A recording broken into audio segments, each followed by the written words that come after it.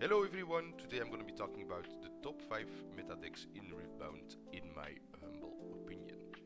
These decks are going to be decks for you if you're looking to go to events that are a bit more competitive and you want to do well in those events. These are going to be decks that are great options for you to build. That doesn't mean that you won't be able to do well with other decks. These are just, in my opinion, the top 5 decks that are going to give you the best chance at doing well at events.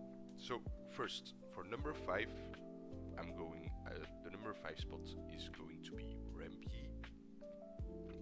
The reason I think Rampy is really good is, first of all, the legend ability. It has insane value, it's really good. Every time you defend alone, you can give a unit +2 might, which can make it very hard to remove, makes you better against combat tricks. So it's a really great ability overall. Does not have to forfeit the early game, unlike, for example, Aurora E, where you don't really play any early drops. This deck does have early drops, for example, Stalwart Borrow. If you get this card early game, you put it on a battlefield.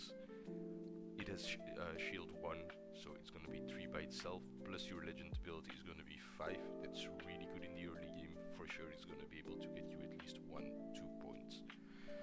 Then 3, the deck just scales very well in general. It gets better and better as the game goes on.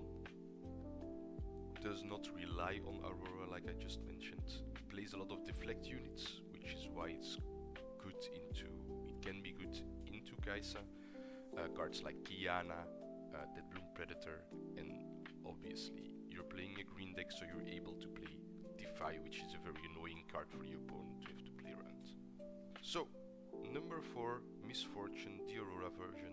It's good because 1, it has a great Kai'Sa matchup. I think it's one of the most uphill battles for Kai'Sa at the moment. It's quite easy to play. I don't say this to shit on the deck or anything. I think it's just a great deck to pick up if you're newer to the game, because it has a very straightforward game plan. You want to get to your Aurora and then get your big creatures out. It has very good removal, which can help you as well in the early game, like Fight or Flight, to prevent your opponent from getting too many points early, or Gust, for example.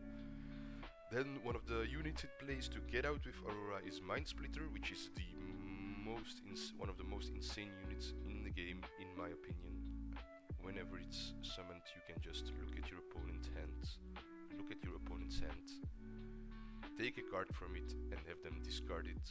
It's really, really, really good. It gives you full knowledge. You know exactly what you have to play around for the next couple turns.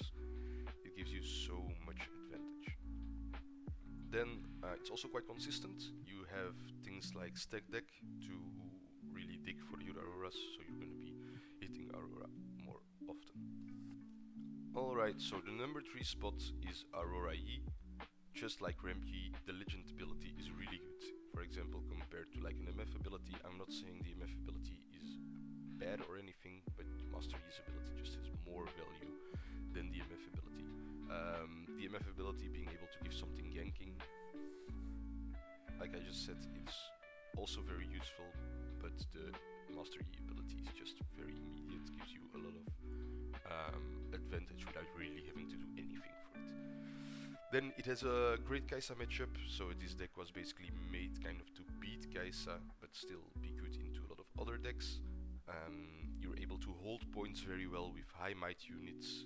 You're able to play Defy again because you're playing green. Just like MF, it's quite easy to play because you have a very straightforward game plan. And again, I don't say this to shit on the deck, it's just what makes decks like this very good, because it has a very straightforward game plan. It knows what it wants to do and how it wants to win, which is really good for a deck. Okay, the number 2 deck is going to be Annie. The legend ability again is very good.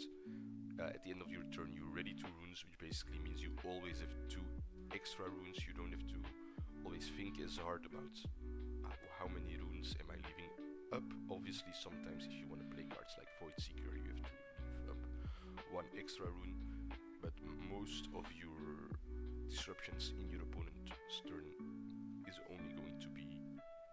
are only cost spells, which makes the ability of the legend very insane.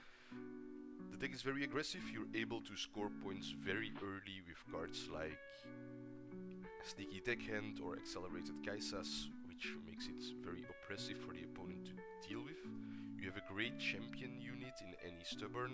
It's very toolboxy. You can grab any of your spells that you need at that time from your graveyard to deal with the situation, which is obviously really good. Then the deck has a lot of draws, so it's very consistent. You have stuff like Traveling Merchant to recycle through your deck, so you can draw, discard. You have things like Kaisa, which draws when you conquer. You have things like Stack Deck, so it's very consistent, so you'll to get to the pieces that you need.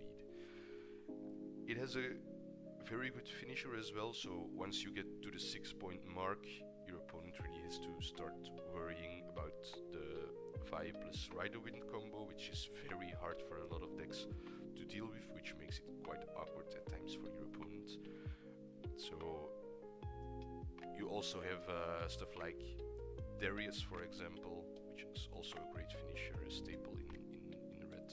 And again, you're playing purple, so you have quite good removal combined with red, which also has good removal, so you're able to deal with boards quite easily. And then the number one deck, to no one's surprise, is going to be Kaisa, even though the most recent regional at Houston doesn't really project Kaisa as being the best deck, because there are so many Annie in top 4 and also Master Yi in the final. No Kaisa there, but still it was one of the most represented decks.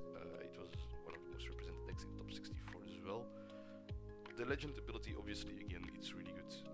It lets you save on power costs, which makes it so that you're able to get to high rune count much faster than your opponent does. Your champion unit is crazy. You're able to play Kaisa as a champion unit, which is one of the best units in the game, so that's already a huge plus. And then you're able to play Falling Star, which is just probably the best card in the game right now. For other decks it's quite costly to play Falling Star, but not for Kaisa. You're able to remove stuff anywhere on the board, not just the battlefields, which makes it really good. Then the deck is overall great toolbox options. When building the deck, you can play a lot of combat tricks, a lot of damage spells. You just have so many options. You can play time warps. There's just so much that you can do.